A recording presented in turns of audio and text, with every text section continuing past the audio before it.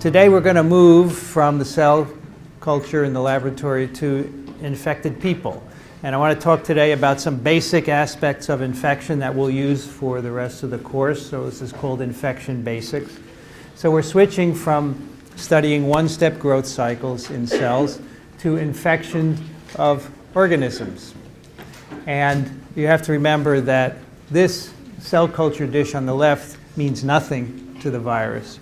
The virus would not survive unless it's in a host. Viruses have to establish themselves in populations, otherwise they're gone. So what we do in the laboratory is great for understanding how they work, but in the real world, it's the host for the viruses. And as I said earlier, every living thing is infected with viruses, and those viruses have to establish themselves. And throughout the rest of this course, we'll talk about some of the ways that viruses can do that.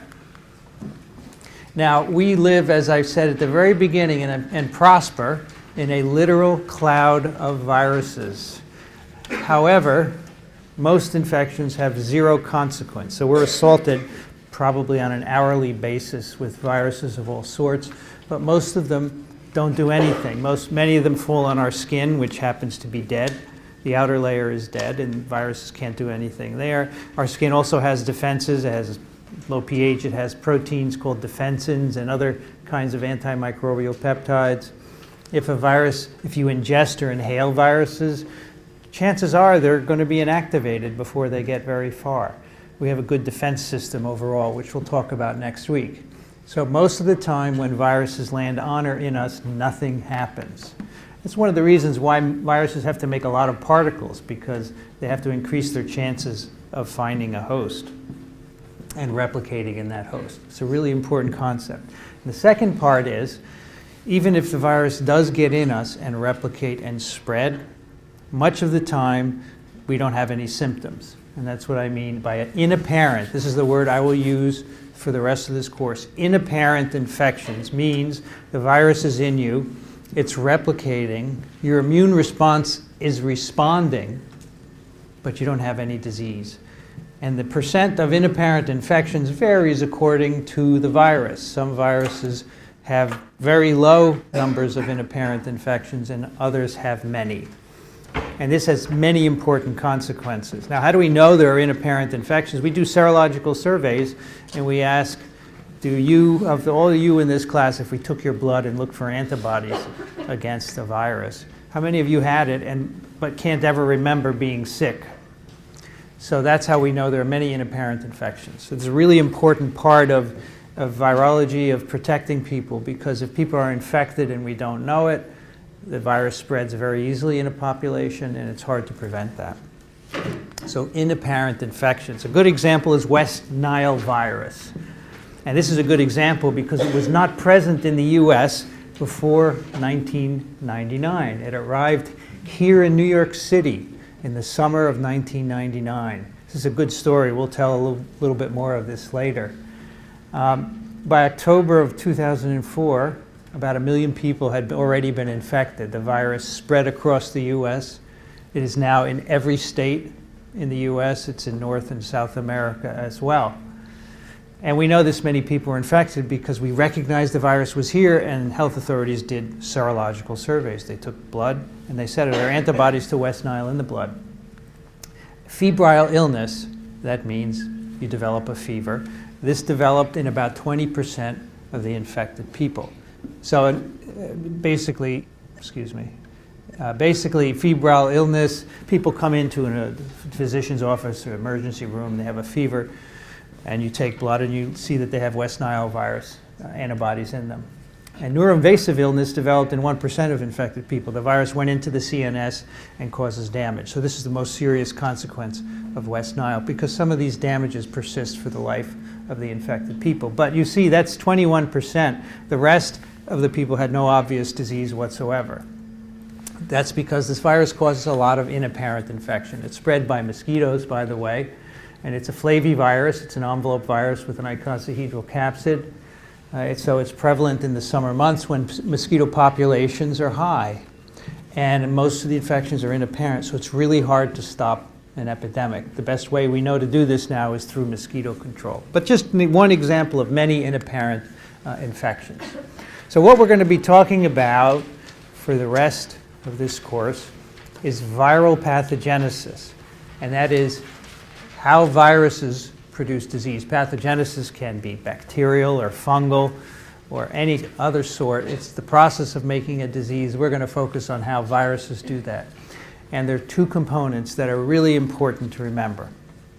First of all, what the virus does to the host. This is obvious, and you probably all assume that pathogenesis, the progress of a disease in a host, is entirely due to the virus. Well, it's not the only aspect. The host, in fact, responds to the virus infection. It makes an immune response, and that contributes to the symptoms as well.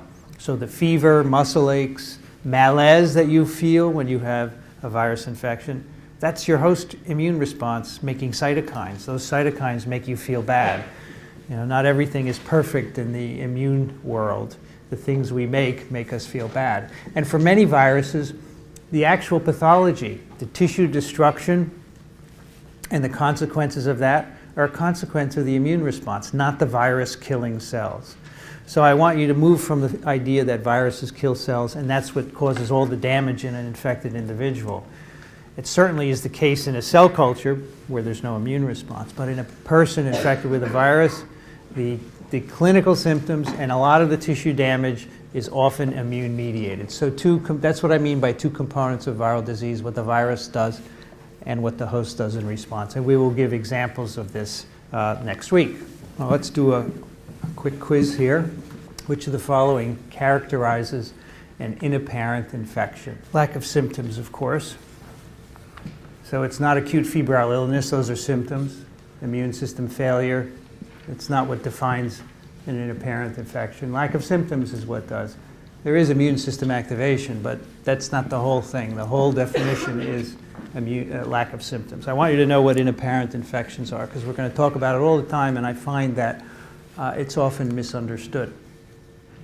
So some of the questions we're going to be talking about for the rest of the course about viral pathogenesis. How does the virus get in the host? What's the initial response of the host? Where does the virus initially replicate? We're going to talk about that today. How does it spread? We'll talk about that today as well. Where does it infect? What organs and what tissues? Is it cleared or do we get persistence? So in a couple of weeks we'll talk about the two main kinds of infections, an acute infection that's cleared within a short period of time, and a persistent infection that stays with you forever. And why is there a difference? And finally, how do we transmit it? We'll talk about that today. So there are three requirements for a virus to successfully infect a host. First of all, you have to have enough virus either landing on or entering the host. And this varies according to the virus. For some viruses, like norovirus, which causes gastroenteritis, something like a few infectious particles are enough to infect you. It's really remarkable. For other viruses, tens of thousands of particles are needed. So you need to have enough virus, and it depends on the virus.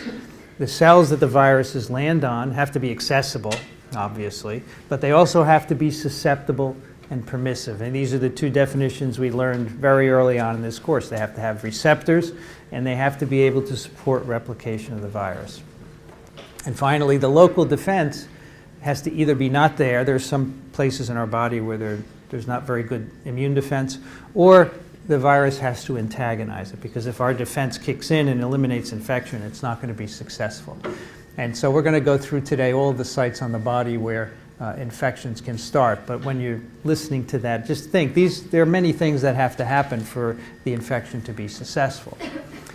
Now, we have a lot of defenses against viruses. And in fact, in the real world, even in the environment, viruses have a tough time. So imagine viruses floating around in the air or landing on surfaces.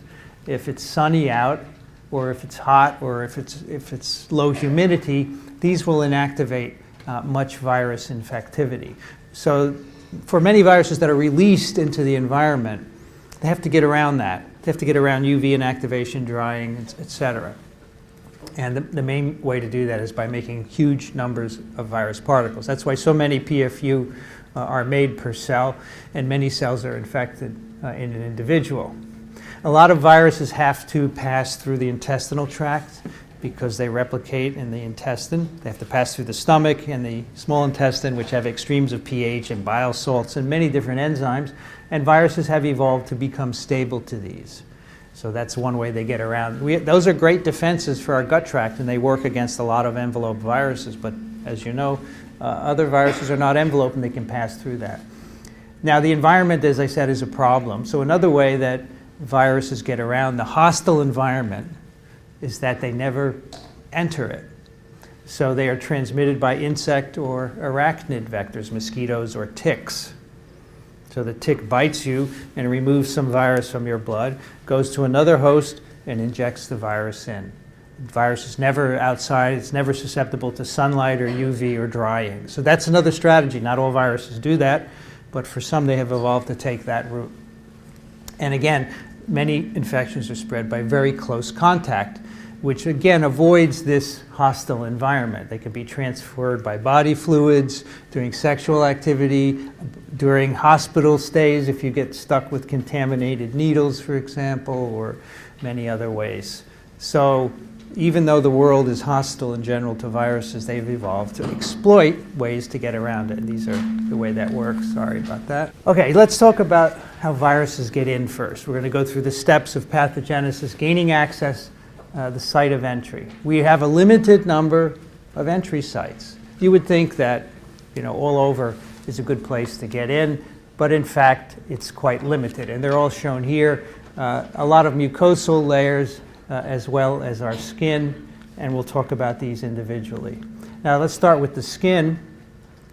Skin is a great barrier. The skin is your largest organ, weighs about 5 kilograms, and the outer layer is dead cells. So the stratum corneum, that very outer level, that's all dead. And it's always shedding, and most of the dust in any room is your skin that's fallen off. Okay, it's not just magical dust that appears from anywhere, it's your skin, right? So here, there's a lot of dust. Here, that's your skin. And that's a great way to transmit virus infections. In the papillomaviruses, they replicate in the lower layers of the skin. They move up and they're shed when the skin comes off. So I could find papillomavirus DNA any of these surfaces. So the skin is a great barrier. It's dead. Viruses can't replicate in dead cells. It also has, as I said, low pH, and it's got antimicrobial peptides. We have a bacterial microbiome on our skin, and they make antimicrobial peptides that defend against viral infections. It's really remarkable. Bacteria are our friends. The upper layers of the skin, aside from the stratum corneum, they're all living. There are a number of layers of cells there you can see, but there are no blood vessels or lymph vessels. See, they're devoid of all of that. So if a virus does get below the dead layer, which can do by an insect bite or a needle stick or a scratch or an abrasion, a dog bite, for example, virus can get below. It has to replicate in those cells and get below. Below the epidermis, which are those non-vascularized upper layers, you have the subepidermal tissues, or the dermis it's called, and that's full of blood vessels and lymph vessels and immune cells. And once a virus gets there, it can really have a good time. It can spread to a lot of places, but getting there is not easy. So skin is one way that we get infected, again, by needle sticks, abrasions and scratches, vector bites, mosquitoes and ticks, and dog bites or some other animal. But in general, it's a good protective layer. So avoid rabid dogs and you'll be okay. Mucosal surfaces are ripe for infection. So we have this great skin protection, but unfortunately we have to give off and take in materials, and for that purpose we need mucosal layers. These are layers of cells exposed to the air. They're covered with protection, but they are susceptible to infection. So we have of course, the eye, the respiratory and alimentary tracts, the urogenital tract, all of those have layers of cells, mucosal layers that are vulnerable. And that's just a fact of the way we have evolved. If we didn't have this open tube going through us, we would be less susceptible to infections. So let's go through some of these. The respiratory tract is the #1 site for virus entry. These are just some very interesting facts about the respiratory tract. We make a lot of mucus, 20 to 200 milliliters a day, and that's very good because your respiratory tract is coated with it, and there is an elevator of cilial cells that bring the mucus from the lower tract up into your mouth, and then you swallow it. And you swallow up to 30 times an hour, and more if you're nervous, of course. But that swallowing is to put the mucus back in your throat. You can't really tell, it's not that much, but if any particles go down into your lower respiratory tract, they're brought up by the mucociliary elevator, you swallow it, and then you inactivate the viruses. There's also filtering of particles in your sinuses and so forth. So there is a lot of activity in the lung. Your lungs have about a 6-liter air capacity. You inhale many times a minute and exhale. So you're always sampling the environment. So it's got to have good barriers. Otherwise, we'd all be continually infected. So the mucus, the filtering, and immune cells and antibodies in the very lower regions are all good at that. So here's a diagram of the respiratory tract, and it is lined with mucosal epithelial cells shown here on the left. These are typically cells with a brush border. They are interspersed with goblet cells that make the mucus. So this blue color on the top is the mucus layer, which, again, the viruses get trapped in and get swept up. But viruses have evolved to get around this. And, of course, the influenza, common cold viruses can all do that. Beneath the epithelial layer is a basement membrane, which is a very substantial barrier to things getting below it. And we'll see in a moment how viruses breach that. If they can't breach the basement membrane, they can't spread within the host.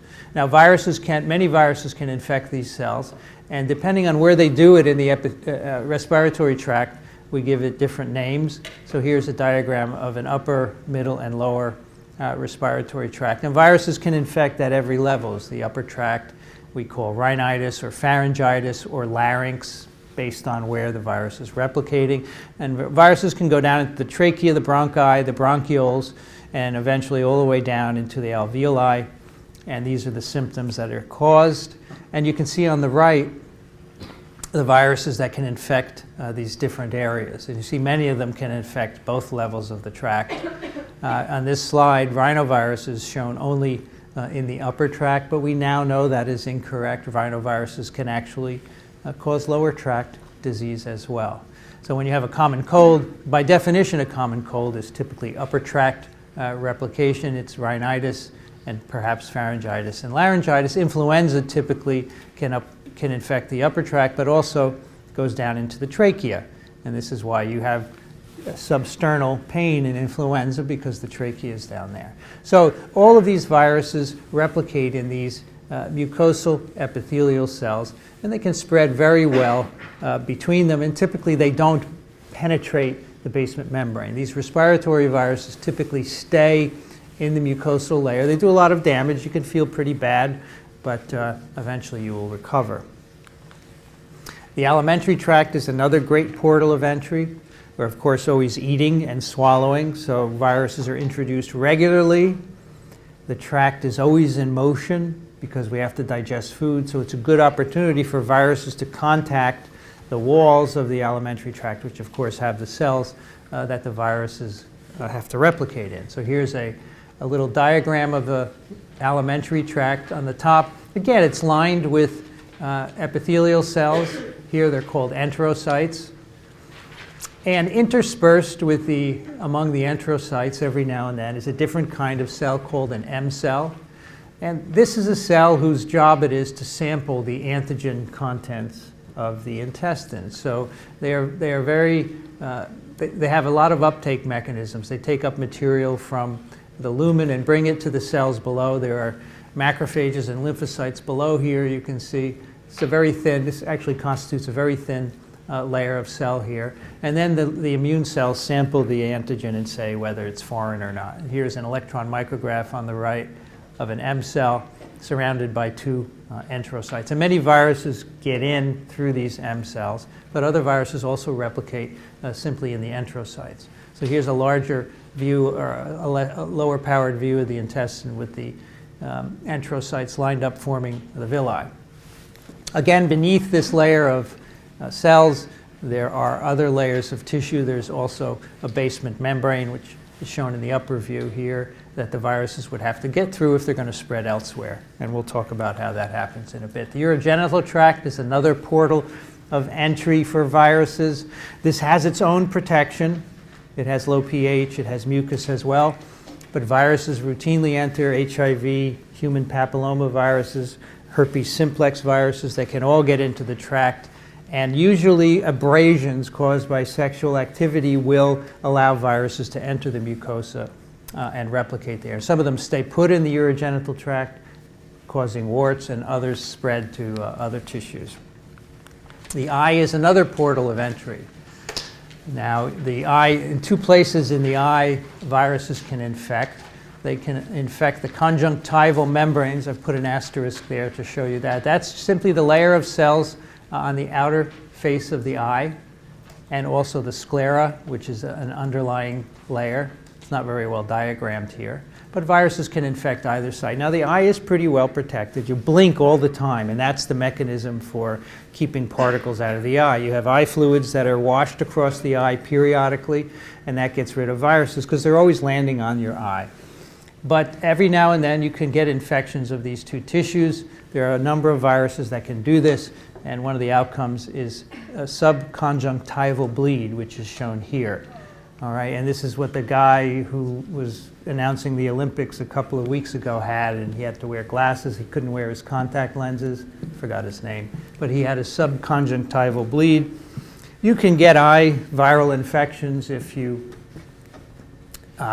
in a swimming pool or a hot tub that's not properly sanitized, and you can rub your eye, and the rubbing usually makes abrasions in these conjunctival tissues, and that allows the virus to get in.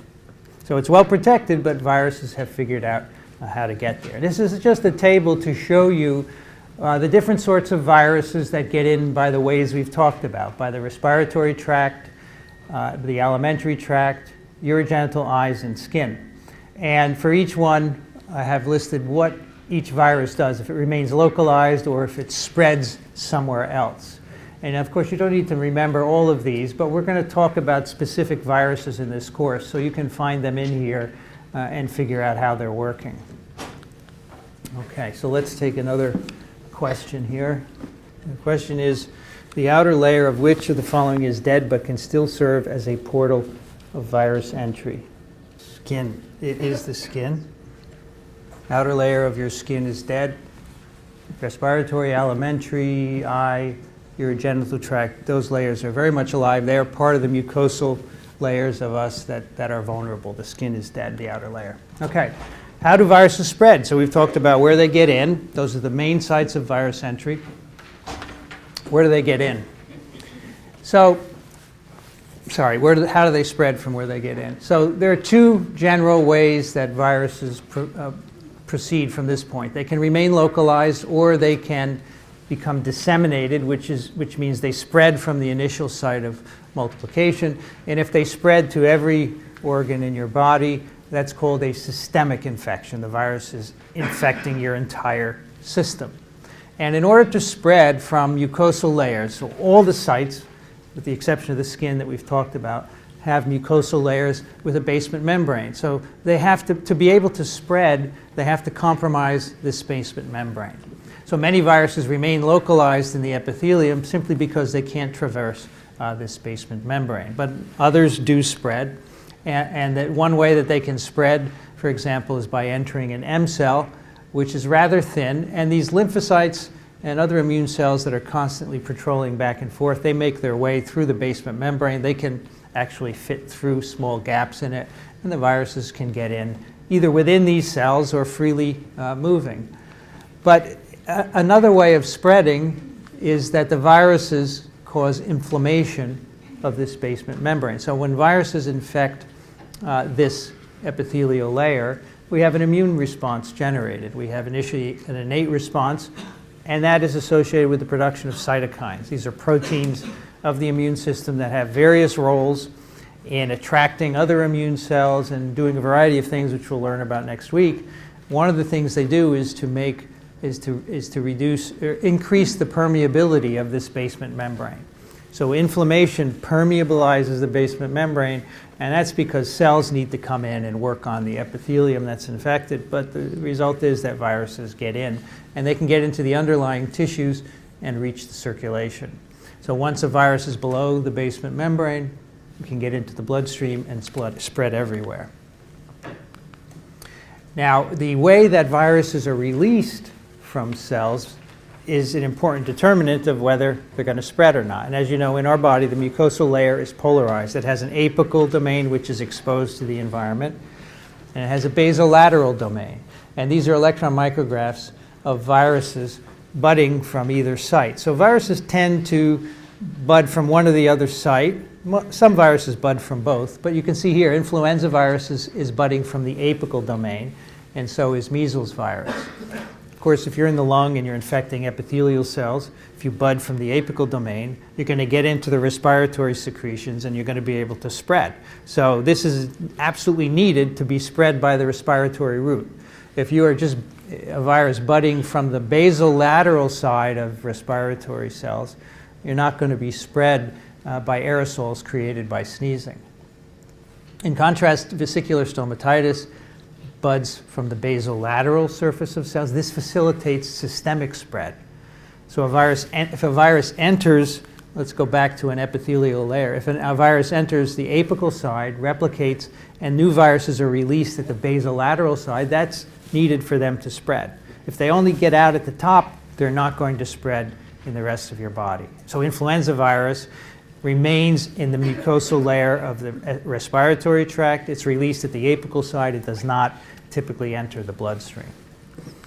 Now, an interesting virus illustrates the importance of polarized spread for spreading in the host, polarized release for spreading in the host. And that's Sendai virus. It's a paramyxovirus related to measles virus. So normally, Sendai virus is released at the apical side of epithelial cells in the lung. You can infect mice with this virus. Their lungs become infected, they shed virus, and the mice recover. They don't get very sick.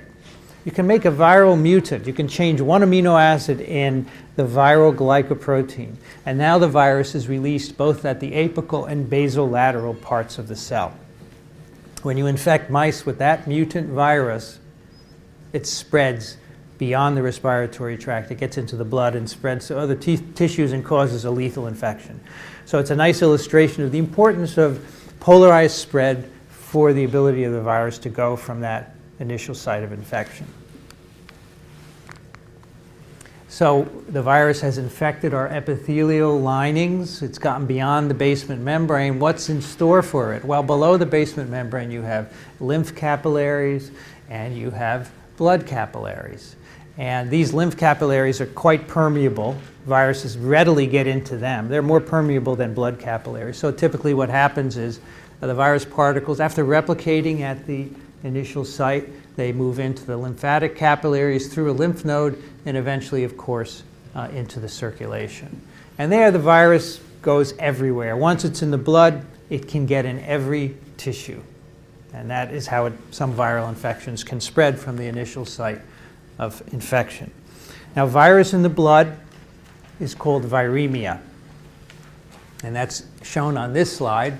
Here is an experiment where an animal has been inoculated with virus here, and at different days after infection, we are graphing the amount of virus on the y-axis. Okay, so you see, and what we're looking at here is virus in the blood. So initially, after you inoculate the animal, you see there is a burst of virus in the blood, then the levels of virus go down, and then there's an initial second burst, which is called the primary viremia. So the first peak is the inoculum that you're putting in that gets into the blood, and then the second peak, called the primary viremia, is the virus replicating in the first cells that it encounters at the site of inoculation. That virus then gets back into the blood and spreads to other tissues, and that gives you a secondary viremia, which is much longer and of higher titer because now the virus has spread from the first infection and is infecting many other tissues. All right, so that's primary. Passive is what you put in, and primary and secondary viremia are the first and second rounds of virus replication. Now, viremia is important for a couple of reasons. It's the way we diagnose a lot of virus infections. You take someone's blood and you can look for virus, or you could look for antibodies too, of course, later on. But early in an infection, typically you would look for the presence of virus. As you know, we have a blood supply that is based on donors giving blood. And if you have a viral infection, you might have viremia. So we can't be giving people virus-contaminated blood. So every pint of blood that's collected has to be tested for a whole battery of viruses. And every year we learn of new viruses that have to be tested for. So for example, in the early 80s, before the early 80s, we didn't test for HIV-1. We didn't know it existed. And it was spread to many, many people in the blood supply.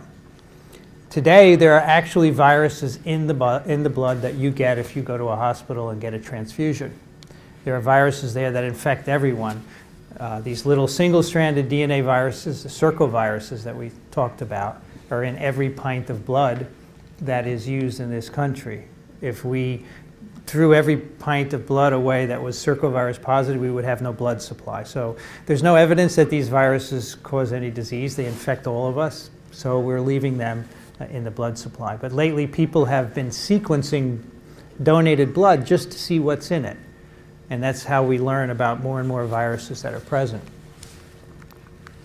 So here's an example of a virus that starts out with a local infection and then spreads by the blood to other organs. This is actually mousepox, which is a pox virus that infects mice. And these were studies done by Frank Fenner in Australia a long time ago. First time anyone studied an infection and how it disseminated. So in this model, you take a mouse and you inoculate the animal in the foot pad on day 0. All right, and you put virus in, it replicates locally in the foot pad. This is actually the normal way that the virus infects mice. They walk around in nature, and the virus is excreted in the feces and urine of mice, and they have little abrasions in their foot pads. As they walk around, they pick up virus and get infected. So it's a nice model. You put the virus in the foot pad, it multiplies in the skin, in the epithelial cells of the skin. It gets below the basement membrane, spreads through the lymph node into the blood. That gives you your primary viremia. From there, the virus goes to the spleen and to the liver. It multiplies in those tissues. Virus goes back into the blood. Secondary viremia. That brings the virus to the skin.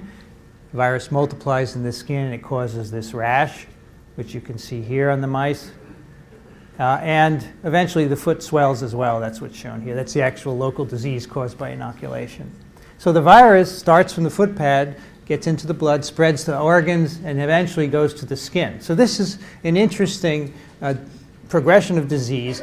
Where the virus started is not where it's actually causing all of its disease. It's causing some swelling in the foot pad, but the eventual disease is a rash. So not all viruses remain localized. They can spread. And many human infections do this as well.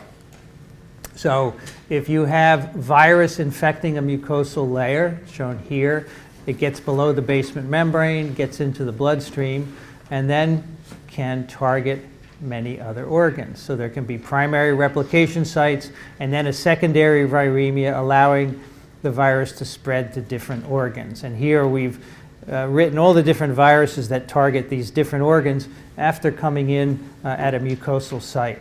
You can see our mousepox viruses here, which targets the skin, our enteroviruses, and so forth. So it's a very typical pattern of infection, contrasting to the viruses that remain localized. These get in at a mucosal surface, they spread via the blood, and they target some other organ. So this is a very typical pattern for many viral diseases. Many viruses also cause rashes, as that mousepox virus does. And these are just some of the the viruses that cause rashes in people.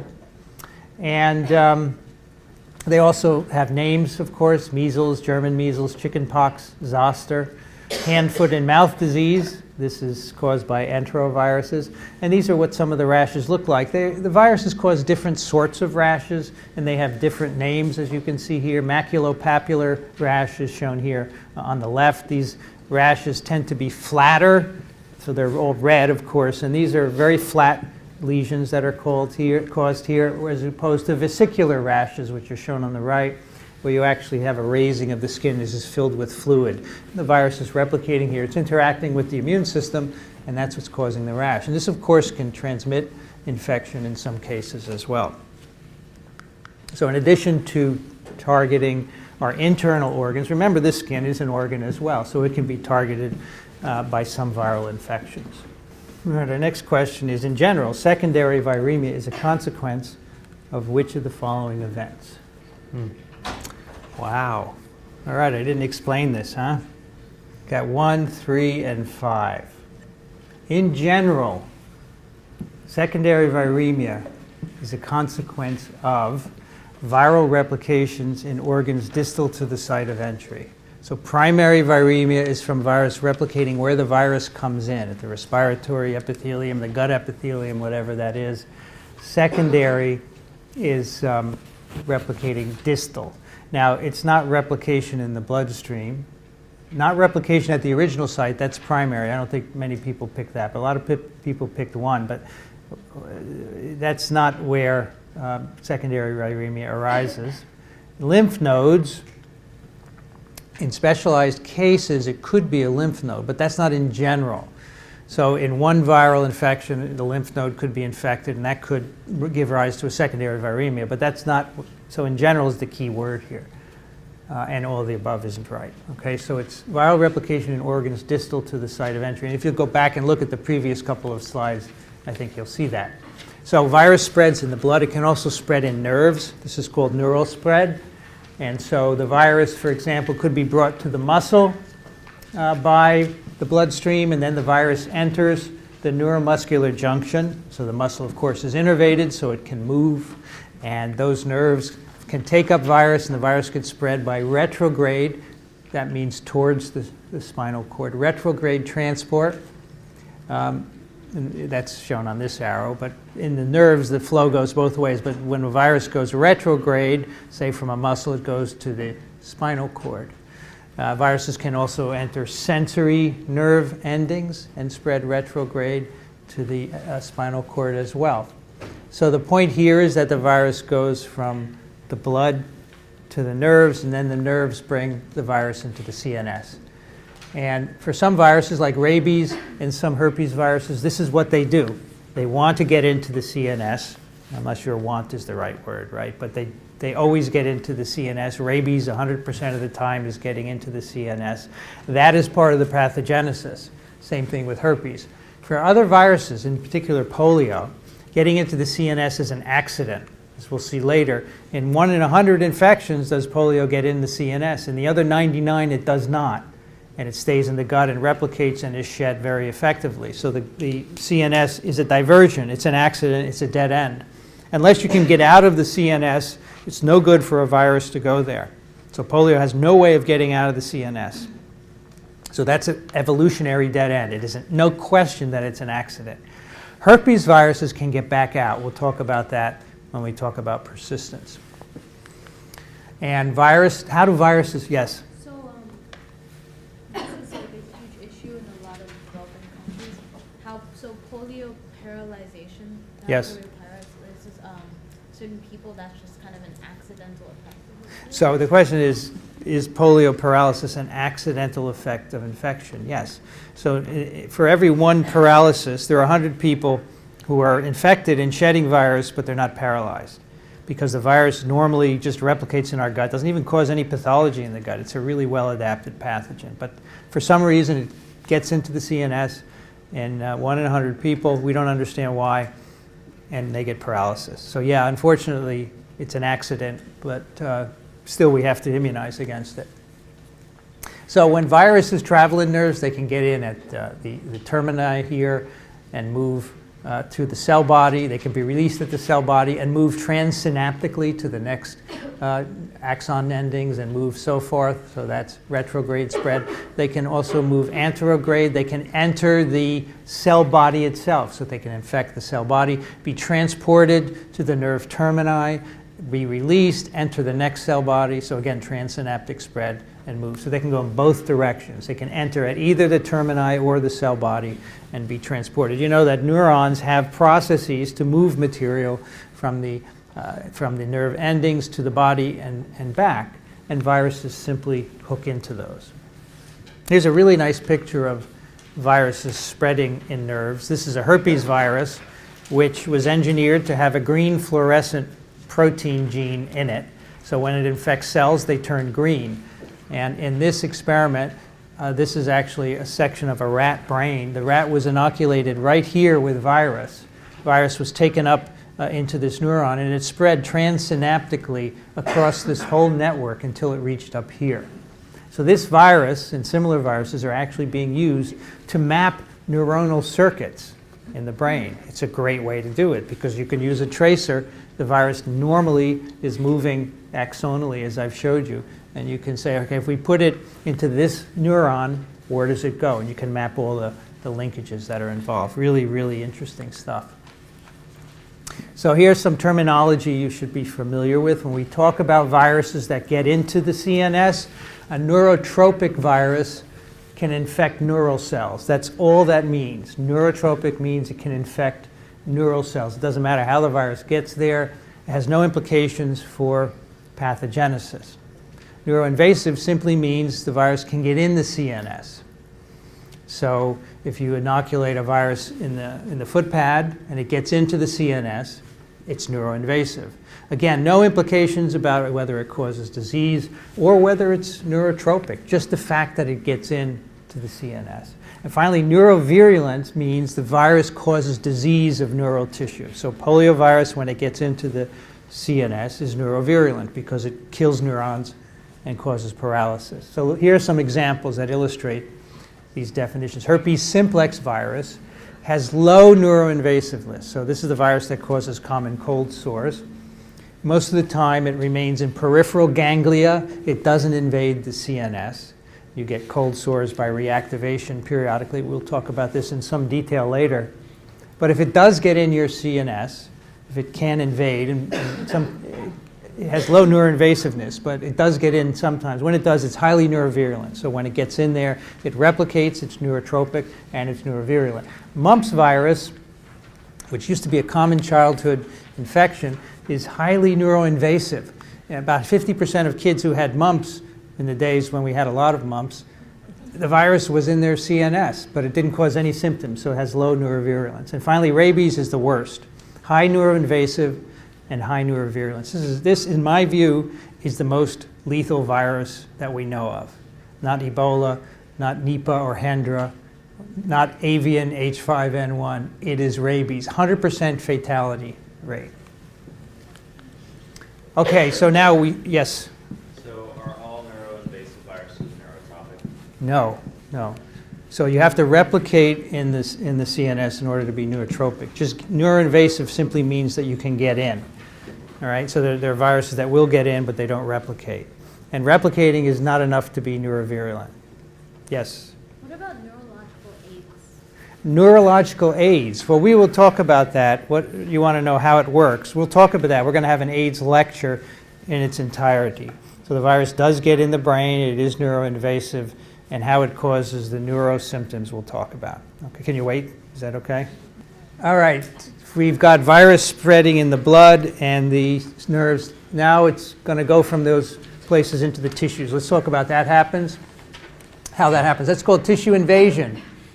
And here we have 3 different structures that you can find in different sorts of cells that have varying degrees of permeability from the capillaries to the underlying tissues. So for example, here in the CNS, in particular connective tissue, skeletal, and cardiac muscle, you have a very nice basement membrane, and the blood vessel is very tight. So as you know, blood vessels are made of endothelial cells that are joined together. And those junctions in these tissues are very tight. So viruses have a hard time getting through the junctions and through the basement membrane from the lumen into the surrounding tissues. Now in other tissues, it's a little easier. Here in these tissues, the glomerulus of the kidney, the pancreas, ileum, and the colon, there is a basement membrane, but there are pores in the endothelial cells that join the blood vessels, so the viruses can get through those. And if there's some inflammation, they can get through the basement membrane as well. And finally, in these tissues, liver, spleen, bone marrow, adrenals, there is no basement membrane, and the endothelium is what we call fenestrated. That has openings in it. It's a fancy term for openings. So viruses really easily pass through these, and that's why the liver is a really common site of virus infection, because it's barely protected by these mechanisms. Now here in the brain, as I told you, there's a basement membrane, and there are very tight junctions between the endothelial cells. Here you can see them drawn. Very tough for viruses to get through, but they have evolved to do this. Some viruses get through the endothelial cells by transcytosis, so taken up by endocytosis, and this endocytic vesicle simply fuses on the other side and releases the virus. So it doesn't actually replicate in the cell, but it's just passed into the underlying tissues. Some viruses can actually replicate in endothelial cells, and that would cause inflammation and let them get through. And some viruses get through in immune cells. So here are some lymphocytes full of virus particles. They have the property of being able to pass through the junctions. They squeeze through, and viruses can get into the CNS in this way. So even though there's a good barrier, there's a permeability barrier in the brain, viruses can still get through it. Here's a bigger picture of the CNS so you can appreciate that on a big scale. We've talked about how viruses can get in the brain and spinal cord by nerve transport. That's shown here. One good place for viruses to get into the CNS is in the cells that make up the cerebrospinal fluid, the ependymal cells. And those cells, in those areas, the endothelium is not tightly fenestrated, so viruses can get into the cerebrospinal fluid from these ependymal cells, and then they can get into the other brain tissues. And here we're showing viruses getting in through capillaries, either in the cerebrum or in the meninges, so by the mechanisms that we talked about. So our brain is pretty well protected, but there are a handful of viruses that can get in, and once they do, it can cause a problem. And we'll talk about that more later. Now, what determines where the virus is going to replicate? We've talked about it spreading and getting into different tissues, but it turns out that most viruses have a restricted pattern of replication. We call that tissue tropism, the spectrum of viruses, of tissues that can be infected. They can be enterotropic, infecting the enteric tract, neurotropic, or hepatotropic. And some viruses are limited, as I said, in their tropism. Some viruses, not too many, fortunately, are pantropic. They infect everywhere. And there are many determinants of tropism. Some of the main ones are susceptibility, whether or not a tissue has a receptor for a virus can determine the tropism. Permissivity, the ability of the virus to replicate in the cell, so that cell proteins needed for that may be absent. Tissue accessibility needs to be there. The virus has to be able to reach the tissue to replicate it. And our defenses are also determinants of tropism. As we'll see later, the interferon response can determine where viruses replicate. Here's an example of the control of influenza virus tropism. You remember the influenza viruses have a glycoprotein called the HA in their membrane, and the HA is the protein that is needed to fuse with the endosome during entry. Here's a schematic of the HA. We saw this last time. And remember, I told you that the HA has to be cleaved right at that yellow arrow to expose the fusion peptide. So when the pH drops, the fusion peptide can be exposed. The enzyme that cleaves that is a determinant of tropism of the virus. So we think that most human strains of influenza are cleaved, the HA is cleaved when the virus is released by this protease produced in the respiratory tract. It's called tryptase clara.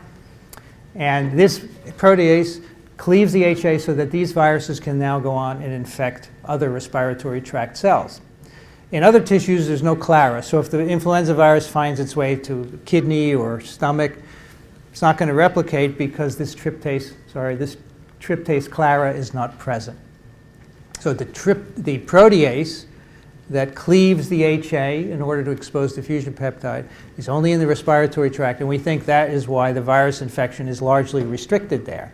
Now, at the end of this course, we're going to have a lecture on avian influenza viruses, including H5N1. And you'll see that in those viruses, they replicate in many tissues, not just the lung. And the reason is they have extra amino acids at this cleavage site near the fusion peptide. And as a consequence, it can be cleaved by proteases that are found in every organ. not just in the respiratory tract. So that's why H5N1s in part are so lethal. They appear to be able to replicate outside of the tract, in part because of this, what's called a multi-basic cleavage site in the HA. We'll talk more about that later in great detail. Okay, another question.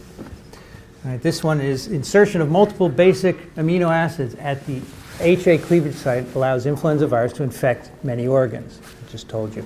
This means that the what of the virus has changed. So the tropism has changed. The enzyme that cleaves the HA controls viral tropism, the kinds of tissues that the virus replicates in. It doesn't change the susceptibility. It doesn't do anything to tryptase clara. It doesn't change the permissivity. It changes the tropism of infection. Now, viruses have to be shed, for the most part, from the host in order to spread to other hosts. If viruses can't spread, they're going to go out of existence, as I said earlier. There are many places where we shed virus. Sometimes we shed them exactly where the virus came in, so a lot of respiratory viruses infect the tract and are shed from the tract.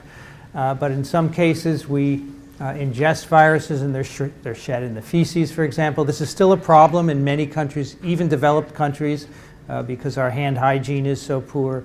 Some viruses are shed in other fluids as well, urine, semen. There is mucosal shedding at many sites, respiratory tract, that gives you virus in the feces. Skin lesions, when viruses spread to the skin and cause lesions that are broken and have virus in them, that can spread the virus to other people. And of course, virus in the blood can be picked up by an arthropod vector and spread to someone else. Viruses can be spread in the blood supply. You can have a scratch or an injury and contaminate someone else. Only viruses that are transmitted by vectors, like insects, transmitted in the germline or the blood supply, really don't have to be shed. Shedding means giving off viruses, either coughing them or putting them in the feces or on the skin where it's transmitted to other people. Now, sneezing is a great way to shed virus. Many respiratory infections give you virus and respiratory secretions. So when you sneeze, you fire an aerosol. And you can see this individual, a lot of the drops are falling very close. Those are the bigger drops. The smaller ones go a little further. But you also make a lot of very small particles. They're called infectious droplet nuclei. They can go up to 160 feet. So this is how virus infections are spread.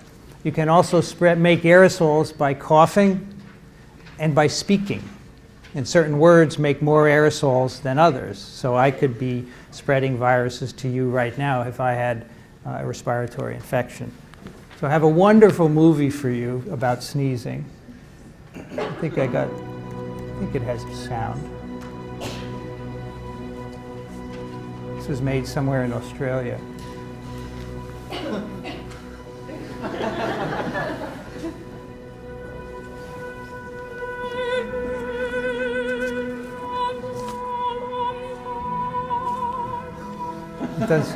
It does have a soundtrack, but I don't know how to get it to play.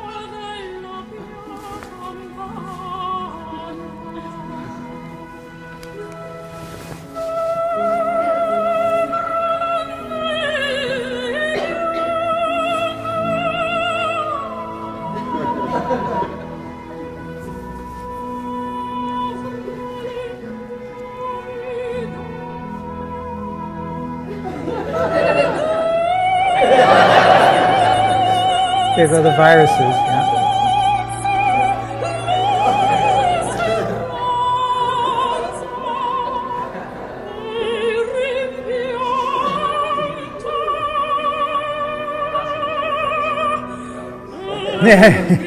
Right.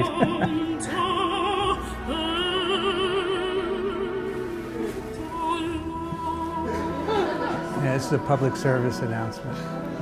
Now, I put a link for that so you can listen to the music. It's some really sound didn't work this year. Makes it more dramatic. So here's an example of spreading viruses by contact.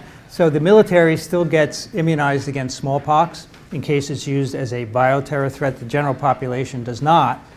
And the virus causes these skin lesions, and they shed vaccine virus, which is vaccinia, that can cause infection. It causes lesions, as you see here. And they usually put a big Band-Aid on it, and they say, don't let other people touch you for the next 3 weeks. But of course, these people have sex, and they spread it to their partners, and they get lesions on their mucosal membrane. So you can see here 2 incidents. There are a number of these, of people who spread the virus to others, and they get infections. So it's an example of shedding virus from a lesion. All right, the virus is not only shed, but it has to be transmitted to a new host in order to sustain infection. And there are 2 general patterns of transmission. You can go from the same host to another. So a lot of human viruses go from human to human. It doesn't matter how they're shed, by respiratory or fecal secretions or whatever. Or there is transmission from a mammalian host via a insect or arthropod, in this case, vector. So here we're going from rodents to ticks to rodents. So the tick bites the rodent, gives the rodent the infection. The virus multiplies in the rodent. A new tick picks it up and continues. And the ticks can pass it on to their offspring, pass on the virus transovarally as well. So we have lots of examples of both of these patterns of infection. Now, in general, there is an interesting correlation between the structure of the virus and how it's transmitted.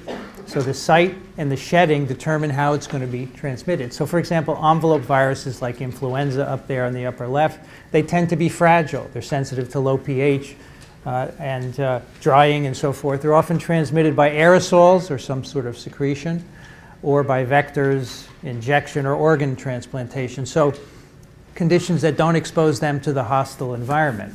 On the other hand, non-envelope viruses like polio here in the upper right are very stable. They can withstand drying, detergents, low pH. They pass through your alimentary tract with all those extremes. So those are the ones often transmitted by fecal-oral routes or by fomites. These are contaminated materials, and the virus lasts a long time on their surfaces.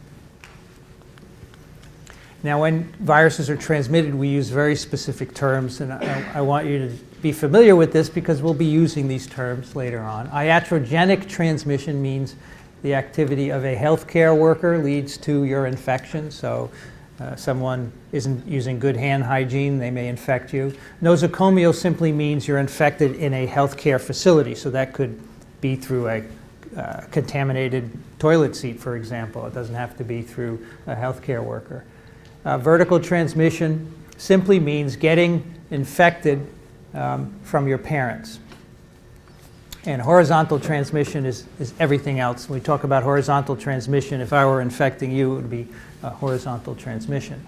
Germline transmission is when the agent is part of your genome. So the proviral DNA of retroviruses are germline transmission. So those are the terms that we're going to be seeing later on in this course. And the last question for today, which statement about viral transmission is not correct? Good. Number 1. All infections are transmitted by shedding. That's not true. I told you germline transmission, insects picking up virus from the blood.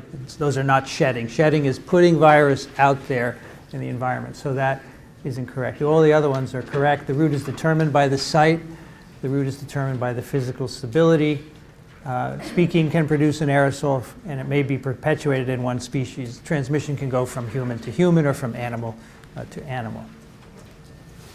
The last 2 topics I want to talk about are how infections may be regulated. And the first is geography and season. Well, these are the 2 topics, geography and season. So geography could restrict where a virus is depending on whether it has a vector that's localized, a mosquito that's only present in certain parts of the world, or a reservoir. If there's an animal reservoir for the virus, and that's important for being transmitted to the human, that will restrict geography. An example I want to show you to illustrate this is chikungunya virus, how the vector can affect where it's localized. Chikungunya is an enveloped viruses with an icosahedral capsid. It is a member of the togavirus genus, togavirus group, the alpha virus genus, and it's spread by mosquitoes, in particular Aedes aegypti.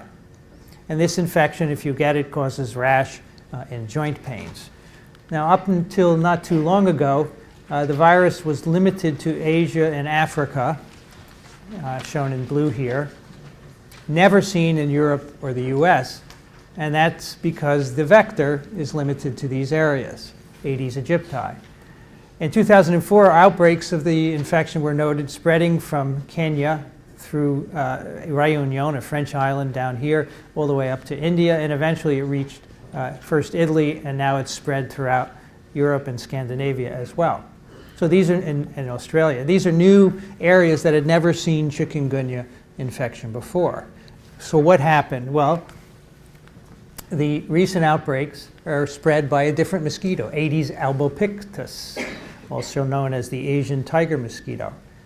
And previously the virus didn't replicate in this mosquito, but it underwent a single amino acid change in the viral glycoprotein called E1.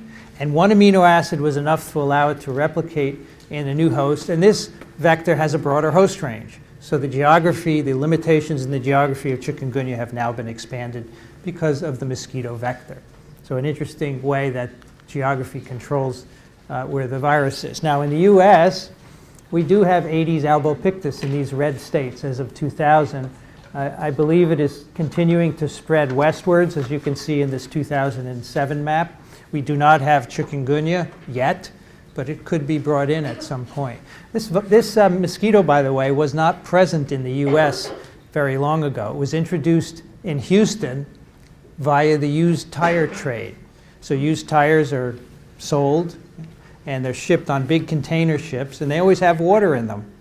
You can't get rid of it. No one is going to stand there and dump every tire out, and then if it rains, they get water in them again. And mosquitoes breed in those tires, and that's how this mosquito came into the US. And once it reached here, it's been spreading. All right, the last topic is seasonality. Viruses have distinct seasons. On the top left is rubella. You can see repeating in a periodic phase.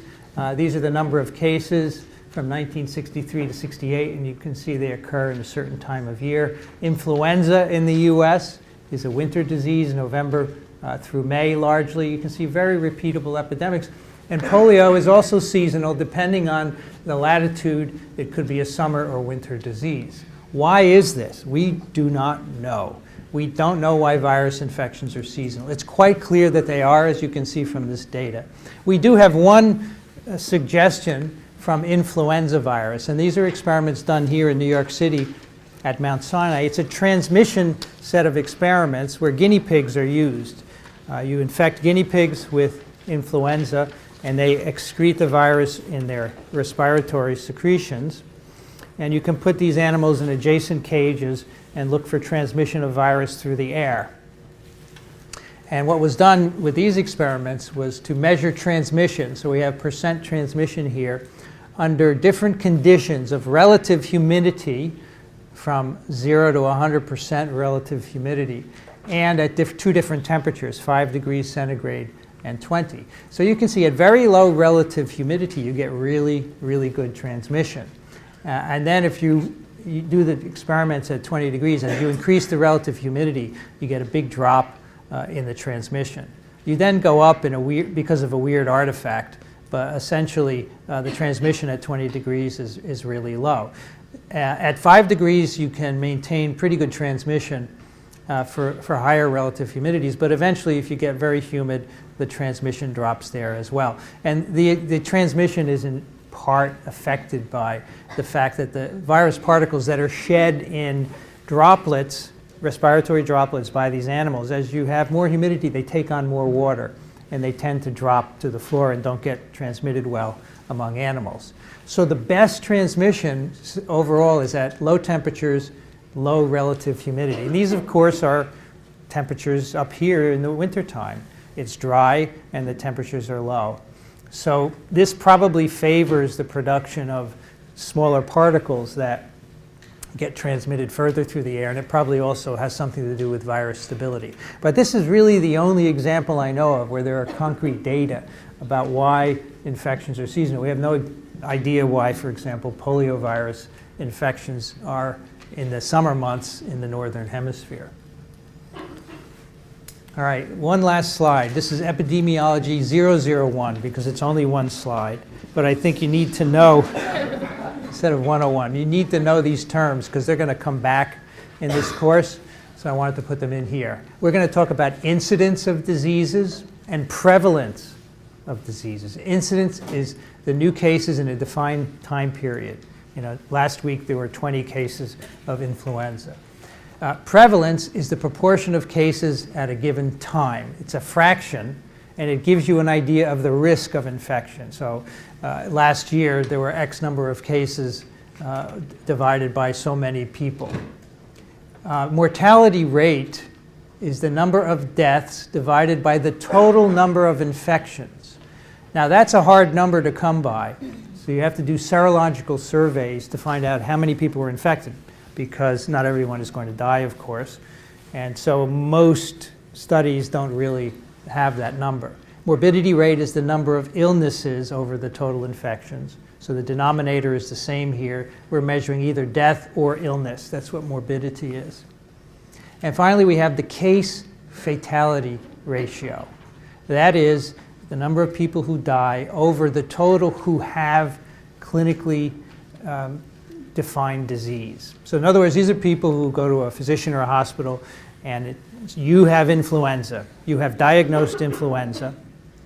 And out of that total is the number of people who die. So this denominator is easier to get because these are people who report to healthcare and are diagnosed with the disease. However, unfortunately, when the press reports these numbers, it always uses case fatality ratio because those numbers are readily available, but it calls it the mortality rate. So in H5N1 influenza, for example, we know there have been 600 some odd cases globally defined by a certain criteria, and of that we know 300 people have died. So it's a 50% case fatality ratio. But the newspapers call it the mortality rate, which is not correct. The total number of infections is typically much more than the total number of people with disease because of inapparent infections. And inapparent infections are harder to detect because you have to do either serological surveys. That's the easiest way. If you do PCR looking for nucleic acid, you may miss the period of virus replication. So I want you to really be aware of the difference between the mortality rate and the case fatality ratio. Okay. Yes, question? What exactly is an infection? Just a virus particle comes in, or does it have to complete a replication? So an infection would have to make you seropositive. Okay, so it has to replicate. Yeah, it has to. So it doesn't necessarily cause symptoms, but it has to replicate so you get an immune response. So the question was, what is an infection? And that is a virus that's actually replicating.